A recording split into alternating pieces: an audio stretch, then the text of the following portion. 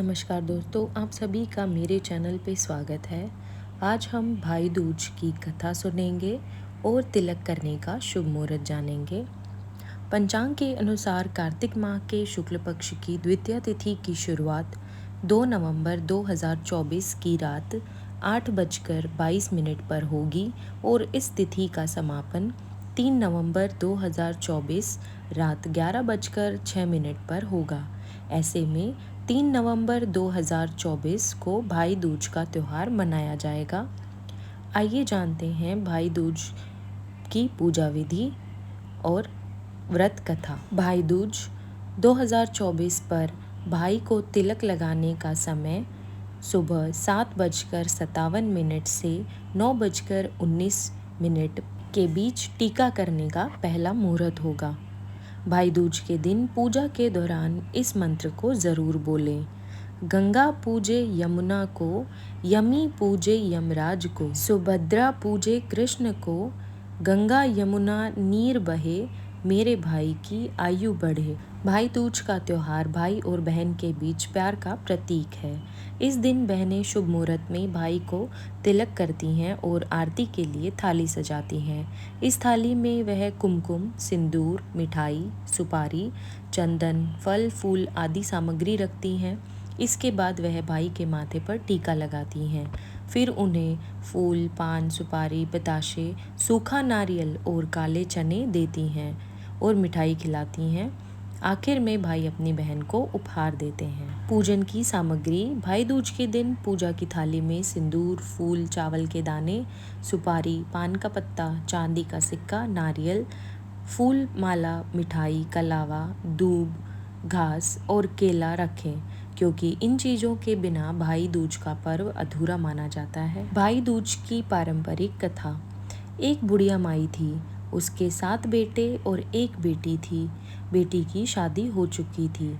जब भी उसके बेटे की शादी होती, फेरों के समय एक नाग आता और उसके बेटे को डस लेता था। बेटे की वहीं मृत्यु हो जाती और बहू विधवा। इस तरह उसके 6 बेटे मर गए। 7वें की शादी होनी बाकी थी। इस तरह अपने बेटों के मर जाने से दुख से बूढ़ी माई रो रो के अंधी हो गई थी। भाई दूज आने को हुआ तो भाई ने कहा कि मैं बहन से तिलक कराने जाऊंगा। माँ ने कहा ठीक है। उधर जब बहन को पता चला कि उसका भाई आ रहा है तो वह खुशी से पागल होकर पड़ोसिन के गई और पूछने लगी कि जब बहुत प्यारा भाई घर आए तो क्या बनाना चाहिए। पड़ोसिन उसकी खुशी को देखकर जल भुन गई और कह दिया कि दूध से रसोई लेप, घी में चावल पका। बहन ने ऐसा ही किया। उधर भाई जब बहन के घर जा रहा था तो उसे रास्ते में सांप मिला। सांप उसे डसने को हुआ। भाई बोला, तुम मुझे क्यों डसने आए हो?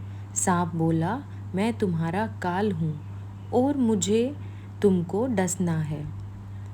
भाई बोला, मेरी बहन मेरा इंतज़ार कर रही है। मैं जब तिलक करा के वापस लौटूंगा तब तुम मुझे डस लेना। सांप ने कहा, भला आज तक कोई अपनी मौत के लिए लौट के आया है जो तुम आओगे? भाई ने कहा, अगर तुझे यकीन नहीं है तो तू मेरे झोले में बैठ जा। जब मैं अपनी बहन से तिलक कर लूँ तब तू मुझे डस लेना। सांप ने ऐसा ही किया। भाई बहन के घर पहुँच गया। दोनों बड़े खुश हुए। भाई बोला, बहन जल्दी से खाना दे, बड़ी भूख लगी है।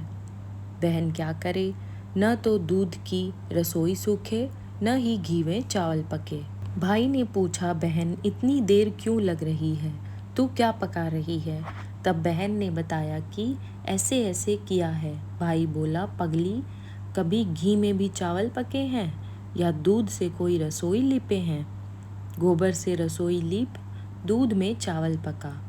बहन ने ऐसा ही किया। खाना खा के भाई को बहुत जोर नींद आने लगी। इतने में बहन के बच्चे आ गए। बोले, मामा मामा हमारे लिए क्या लाए हो? भाई बोला, मैं तो कुछ नहीं लाया। बच्चों ने वह झोला ले लिया जिसमें सांप था। जैसे ही उसे खोला उसमें से हीरे का हार निकला।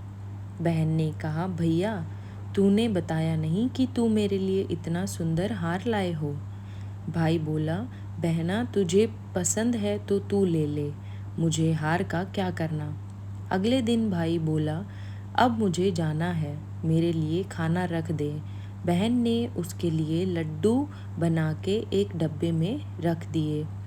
भाई दूर जाकर थक कर एक पेड़ के नीचे सो गया। उधर बहन के जब बच्चों को जब भूख लगी तो माँ से कहा कि खाना दे दो। माँ ने कहा, खाना अभी बनने में देर है। तो बच्चे बोले कि मामा को जो रखा है वही दे दो। तो वह बोली कि लड्डू बनाने के लिए बाजरा पीसा था, वही बचा पड़ा है, चक्की में जाकर खा लो। बच्चों ने देखा कि चक्की में तो सांप की हड्डियां पड़ी हैं। यही बात माँ को आकर बताई तो वह बावली सी होकर भाई के पीछे भागी। रास्ते भर लोगों से पूछती कि किसी ने मेरा गैल बाटोई देखा, किसी ने मेरा बावला सा भाई देखा। तब एक ने बताया कि कोई लेटा तो है पेड़ के नीचे, देख ले वहीं तो नहीं। भागी भागी पेड़ के नीचे पहुंची, अपने भाई को नींद से उठाया। भैया भैया, कहीं तूने मेरे लड्डू तो नहीं खाए। भाई बोला, ये ले तेरे लड्डू, नहीं खाए मैंने। ले दे के लड्डू ही तो दिए थे, उसके भी पीछे पीछे आ गई। बहन बोली, नहीं भाई, तू झूठ बोल रहा है, जरूर तूने खाया है, अब तो मैं तेरे साथ चलूँगी। भाई बोला, तू न मान रही है तो चल फिर। चलते चलते बहन को प्यास लगती है। वह भाई को कहती है कि मुझे पानी पीना है। भाई बोला, अब मैं यहाँ तेरे लिए पानी कहाँ से लाऊं? देख, दूर कहीं चील उड़ रही है, चली जा, वहाँ शायद तुझे पानी मिल जाए। तब बहन वहाँ गई और पानी पीकर जब लौट रही थी तो रास्ते में देखती है कि एक जगह ज़मीन में 6 शिलाएं गड़ी हैं और एक बिना गड्ढे रखी हुई है। उसने एक बुढ़िया से पूछा कि ये शिलाएं कैसी हैं? उस बुढ़िया ने बताया कि एक बुढ़िया है, उसके 7 बेटे थे, 6 बेटे तो शादी के मंडप में ही मर चुके हैं, तो उनके नाम की ये शिलाएं जमीन में गड़ी हैं। अभी 7वीं की शादी होनी बाकी है। जब उसकी शादी होगी तो वह भी मंडप में ही मर जाएगा, तब यह 7वीं शिला भी जमीन में गड़ जाएगी। यह सुनकर बहन समझ गई ये शिलाएं किसी और की नहीं बल्कि उसके भाइयों के नाम की हैं। उसने उस बुढ़िया से अपने 7वें भाई को बचाने का उपाय पूछा। बुढ़िया ने उसे बतला दिया कि वह अपने 7वें भाई को कैसे बचा सकती है। सब जानकर वह वहाँ से अपने बाल खुले करके पागलों की तरह अपने भाई को गालियाँ देती हुई चली। भाई के पास आकर बोलने लगी, तू तो जलेगा, कुटेगा, मरेगा। भाई उसके ऐसे व्यवहार को देखकर चौंक गया, पर उसे कुछ समझ नहीं आया। इसी तरह दोनों भाई बहन माँ के घर पहुँच गए। थोड़े समय के बाद भाई के लिए सगाई आने लगी। उसकी शादी तय हो गई। जब भाई को सेहरा पहनाने लगे तो वह बोली, इसको क्यों सेहरा बांधेगा? सेहरा तो मैं पहनूंगी, ये तो जलेगा, मरेगा। सब लोगों ने परेशान होकर सेहरा बहन को दे दिया। बहन ने देखा उसमें कलंगी की जगह सांप का बच्चा था। बहन ने उसे निकाल के फेंक दिया। अब जब भाई घोड़ी चढ़ने लगा तो बहन फिर बोली, ये घोड़ी पर क्यों चढ़ेगा? घोड़ी पर तो मैं बैठूंगी, ये तो जलेगा, मरेगा, इसकी लाश को चील कौवे खाएंगे। सब लोग बहुत परेशान, सब ने उसे घोड़ी पर चढ़ने दिया। अब जब बारात चलने को हुई तब बहन बोली, ये क्यों दरवाजे से निकलेगा? ये तो पीछे के रास्ते से जाएगा, दरवाजे से तो मैं निकलूंगी। जब वह दरवाजे के नीचे से जा रही थी तो दरवाज़ा अचानक गिरने लगा।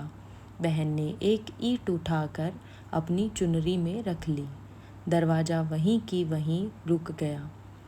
सब लोगों ने बड़ा अचंभा हुआ। रास्ते में एक जगह बारात रुकी तो भाई को पीपल के पेड़ के नीचे खड़ा कर दिया। बहन कहने लगी, ये क्यों छाँव के में खड़ा होगा, ये तो धूप में खड़ा होगा, छाँव में तो मैं खड़ी होंगी। जैसे ही वह पेड़ के नीचे खड़ी हुई, पेड़ गिरने लगा। बहन ने एक पत्ता तोड़कर अपनी चुनरी में रख लिया। पेड़ वहीं की वहीं रुक गया। अब तो सबको विश्वास हो गया कि ये बावली कोई जादू टोना सीख कर आई है, जो बार बार अपने भाई की रक्षा कर रही है। ऐसे करते करते फेरों का समय आ गया। जब दुल्हन आई तो उसने दुल्हन के कान में कहा, अब तक तो मैंने तेरे पति को बचा लिया है, अब तू ही अपने पति को और साथ ही अपने मरे हुए जेठों को बचा सकती है। फेरों के समय एक नाग आया। वो जैसे ही दूल्हे को डसने को हुआ, दुल्हन ने उसे एक लोटे में भर के ऊपर से प्लेट से बंद कर दिया। थोड़ी देर बाद नागिन लहर लहर करती आई। दुल्हन से बोली, तू मेरा पति छोड़। दुल्हन बोली, पहले तू मेरा पति छोड़। नागिन ने कहा, ठीक है, मैंने तेरा पति छोड़ा। दुल्हन बोली, ऐसे नहीं, पहले 3 बार बोल। नागिन ने 3 बार बोला। फिर बोली कि अब मेरे पति को छोड़। दुल्हन बोली, एक मेरे पति से क्या होगा, हंसने बोलने के लिए जेठ भी तो होना चाहिए, एक जेठ भी छोड़। नागिन ने जेठ के भी प्राण दे दिए। फिर दुल्हन ने कहा, एक जेठ से लड़ाई हो गई तो एक और जेठ, वो विदेश चला गया तो तीसरा जेठ भी छोड़। इस तरह एक एक करके दुल्हन ने अपने 6 जेठ जीवित करा लिए। उधर रो रो के बुढ़िया का बुरा हाल था कि अब तो मेरा 7वां बेटा भी बाकी बेटों की तरह मर जाएगा। गांव वालों ने उसे बताया कि उसके 7 बेटा और बहुएं आ रही हैं। तो बुढ़िया बोली, गर यह बात सच है तो मेरी आंखों की रोशनी वापस आ जाए। ऐसा ही हुआ। अपने सारे बहू बेटों को देखकर वह बहुत खुश हुई। बोली, यह सब तो मेरी बावली का किया हुआ है, कहाँ है मेरी बेटी। सब बहन को ढूंढने लगे। देखा तो वह भूसे की कोठरी में सो रही थी। जब उसे पता चला कि उसका भाई सही सलामत है तो वह अपने घर को चली। उसके पीछे पीछे सारी लक्ष्मी भी जाने लगी। बुढ़िया ने कहा, बेटी पीछे मुड़ के देख, तू सारी लक्ष्मी ले जाएगी तो तेरे भाई भाभी क्या खाएंगे। तब बहन ने पीछे मुड़ के देखा और कहा, जो माँ ने अपने हाथों से दिया वह मेरे साथ चल, बाद बाकी का भाई भाभी के पास रहे।